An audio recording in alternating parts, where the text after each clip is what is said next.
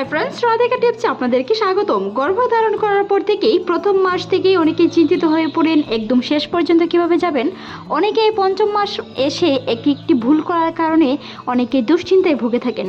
আজকের এই ভিডিওতে আলোচনা করব মে জুন জুলাই মাসে যাদের ডেলিভারি ডেট, ভিডিওটি তাদের জন্য।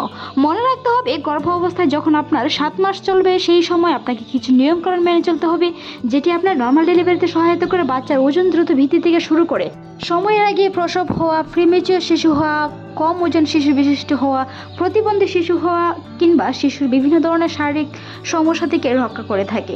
গর্ভধারণের একদম শেষ পর্যায়ে আসে যখন আপনার 7 মাস চলবে, ঠিক তখন থেকেই আপনার হাঁটা চলাটা আগের তুলনায় দ্রুত করতে হবে।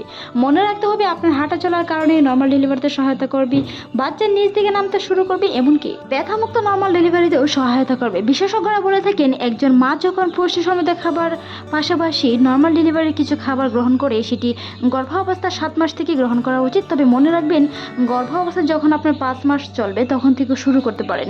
যদি আপনার গর্ভকালীন সময় 5 মাস থেকে থাকে তাহলে অবশ্যই হিমোগ্লোবিন পয়েন্টের জন্য আয়রন, ক্যালসিয়াম, পর্যাপ্ত পরিমাণে আয়রন, যেগুলো শাক সবজির মধ্যে প্রচুর পরিমাণে আয়রন পাওয়া যায় সেগুলো খাওয়ার চেষ্টা করুন, যেটি আপনার শিশু সন্তানের দ্রুত ওজন বৃদ্ধিতে সহায়তা করবে। কারণ 5 মাসের পর থেকে শিশুর ওজন দ্রুত বৃদ্ধি পায়, তাই সেই সময়ে আপনার বিভিন্ন ধরনের শিশু মেধা বিকাশের জন্য, শিশু সুন্দর হওয়ার জন্য অনেক মায়ের প্রশ্ন করে থাকেন কী খেলে শিশু সুন্দর হয়। বিশেষজ্ঞরা বলে থাকেন একজন মা যখন টক দই, বিভিন্ন ধরনের রঙিন ও সবুজ শাকসবজি খেয়ে থাকেন তাতে কিন্তু শিশুর রং বিশিষ্ট কিছুটা সাদা হতে পারে। পর্যাপ্ত পরিমাণ দুধ খেতে পারেন। তবে মনে রাখবেন একজন শিশু কেমন হবে তার পিতার উপর নির্ভর করে, তার বংশগত এর উপর ডিপেন্ড করে থাকে। বিশেষ করে একটি শিশু তার পিতার মতন হয়ে থাকে। বিশেষজ্ঞরা বলে থাকেন একজন শিশু কেমন হবে, সেটি ছেলে হবে না মেয়ে হবে, তার গায়ের রং কেমন হবে তার পিতা মাতার উপর নির্ভর করে থাকে। তবে অনেকেই সেটি নিয়ে চিন্তিত থাকেন কী খেলে শিশু বর্ষা হয় বা বুদ্ধিমান হয়। বুদ্ধিমানের ক্ষেত্রে বিভিন্ন সময়ে 7 মাসের পর থেকেই মায়েরা বিভিন্ন ধরনের বীজ সংগ্রহ করে খেয়ে থাকেন। বিভিন্ন ধরনের বীজ, কুমড়া বীজ, সূর্যমুখী বীজ, সেটি হতে পারে বাদাম, বিভিন্ন ধরনের কাঠবাদাম, কাজু বাদাম, বিভিন্ন ধরনের ফলমূল বীজের মধ্যে যে ক্যালসিয়াম কিংবা যে পুষ্টি ঘাটতি থাকে সেটি আপনার শিশুর হাড় গঠনের সহায়তা করে।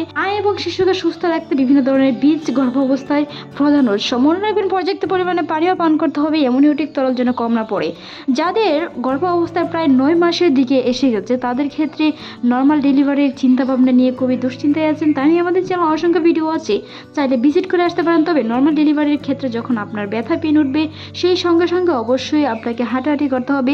অনেকেই ব্যথা উঠলে খাবার বন্ধ করে দেন, তবে মনে রাখবেন কোনো ধরনের খাবার বন্ধ করা যাবে না। অল্প অল্প করে গরম খাবার খাওয়ার চেষ্টা করুন, যেটি আপনার ব্যথা তীব্র করতে সহায়তা করে। কারণ ব্যথা যখন তীব্র হবে তখনই সন্তান প্রসব হওয়া সম্ভব হবে। অনেকেই মনে করেন হুট করে তীব্র ব্যথা হয়ে যায়। কারো ক্ষেত্রে ব্যথা 5 দিন স্থায়ী হতে পারে, কারো ক্ষেত্রে 3 দিন, কারো ক্ষেত্রে 7 দিন পর্যন্ত নর্মাল ডেলিভারির ব্যথা স্থায়ী হতে পারে। তবে প্রথমেই ব্যথাটি পিন হয়ে থাকে, তারপরে ব্যথাটি আস্তে আস্তে তীব্র হয়। অনেকে ভেবে থাকেন হুট করে তীব্র ব্যথা হয়ে যায়, তবে এরকম কোনো ব্যাপার নয়। মনে রাখবেন আপনি যদি নর্মাল ডেলিভারিতে এসে দাঁড়ান বা আপনার নর্মাল ডেলিভারি করার ইচ্ছে থাকে তাহলে অবশ্যই শরীরের শক্তি ও সাহস রাখতে হবে, পারিবারিক সাপোর্ট রাখতে হবে, প্রিয়জনদের সাপোর্ট রাখতে হবে, পর্যাপ্ত পরিমাণে খাবার খেতে হবে যেন আপনি প্রথম থেকে স্ট্রং থাকেন, কোনো ধরনের দুশ্চিন্তা নয়। বা দুশ্চিন্তায় কিন্তু মানুষের মনোবল নষ্ট করে দেয়, বিভিন্ন ধরনের হরমোনিক সমস্যায় ফেলতে পারে। তাই অবশ্যই গর্ভকালীনের একদম শেষ পর্যায়ে দুশ্চিন্তা করা যাবে না, যেটি শিশুর উপর পর্যন্ত প্রভাব পড়তে পারে। এদিকে হাঁটাহাঁটি করুন, পর্যাপ্ত পরিমাণে শুয়ে বসে না থাকে হাঁটাহাঁটি করার চেষ্টা করুন। শিশু নিচ দিকে নামতে শুরু করবে, জরায়ের পেশি যখন আপনার নিচ দিকে নামবে তখন যোনিপথে কিছুটা টাইট অনুভব হতে পারে, যোনিপথ কিছুটা ব্যথা অনুভূত হতে পারে, তলপেট ভারী অনুভূত হতে পারে। সেটি গর্ভ অবস্থায় একদম শেষের পর্যায়ে যারা আছেন তাদের ক্ষেত্রে এরকম অনুভূতি হতে পারে। যেটি ডেলিভারি ডেট সামনে আছে তাদের ক্ষেত্রে এই বিষয়গুলো লক্ষ্য করা খুবই প্রয়োজন।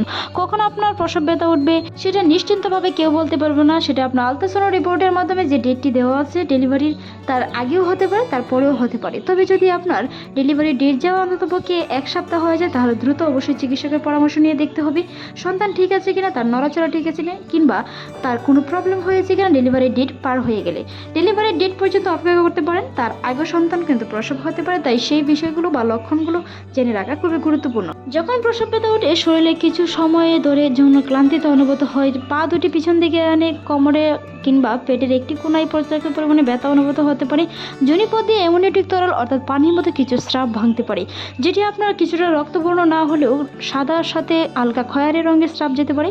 সেই লক্ষণগুলো গর্ভাবস্থায় লাস্টের পর্যায়ে যদি আপনার প্রকাশ পায় তাহলে অবশ্যই দ্রুত করে বুঝতে হবে আপনার জ্বরের মুখ খুলতে শুরু করেছে, এমনকি আপনার ডেলিভারি ডেটটি খুবই নিকটে।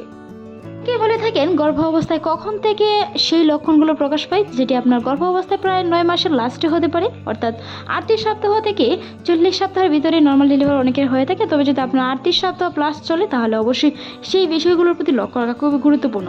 পিন ব্যথার কারণে অনেকেই সন্তান প্রসবের সময় পেরিয়ে যায়, সন্তান ব্যথা খেয়ে ফেলে বিভিন্ন ধরনের সমস্যার সম্মুখীন হয়ে থাকে। তাই যদি এই লক্ষণগুলো প্রকাশ পায়, ব্যথা না থাকে, অ্যামনিওটিক তরল সাদা স্রাবের পাশাপাশি কিছুটা খয়েরি রঙের রক্তবর্ণ স্রাব যায় ডেলিভারির একদম লাস্টের পর্যায়ে, তাহলে আপনাকে বুঝতে হবে সেটি প্রসব ব্যথার মতো কিছুটা লক্ষণ। তাই দ্রুত করে চিকিৎসকের পরামর্শ সেই মুহূর্তে নিতে হবে, যেন সন্তান ব্যথা না খায়, বিভিন্ন ধরনের সমস্যার সম্মুখীন না হতে হয়। তাই হাসপাতালের সাথে যোগাযোগ রাখা খুবই গুরুত্বপূর্ণ। মনে রাখতে হবে ব্যথা যখন আপনার উঠেই যাবে, ব্যথা যখন প্রসব ব্যথা উঠবে, পিন ব্যথা অনুভূত হবে, তখন থেকে হাঁটাহাঁটি করার চেষ্টা করুন, শুয়ে না থেকে।